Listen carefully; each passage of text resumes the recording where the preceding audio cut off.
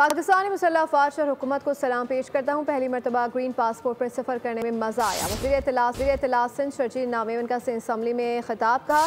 Asian tiger से ख्वाब 2025 में पूरा हुआ। हम चाइना के सफ़र पर थे तो ग्रीन पासपोर्ट देखकर मुसलमान और चाइनीज़ हमें वेल डन कह रहे थे और इंडियंस मुँह छुपा रहे थे। उन्होंने कहा कि हमने इलेक्ट्रिक गाड़ी शुरू की तो अब पंजाब भी शुरू कराए। सिंध हुकूमत 50 इलेक्ट्रिक व्हीकल चार्जिंग स्टेशन बनाने जा रही है।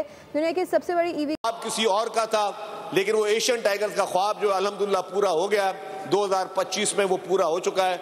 और जो भारतीय जो कि हमसे ज़्यादा यूएई में और इन जगहों पर हैं, और जिस तरह उनको कोई पता चला था कोई पाकिस्तानी और उनकी जिस तरह शक्लें उनकी बनी हुई थी, अल्हम्दुलिल्लाह मज़ा आ गया। वाहिद सूबाई हुकूमत थी जिसने सबसे पहले पूरे पाकिस्तान में पहले ईवी बसेस जो है वो हमने शुरू की। अब उसके बाद पंजाब ने भी वो शुरू की है।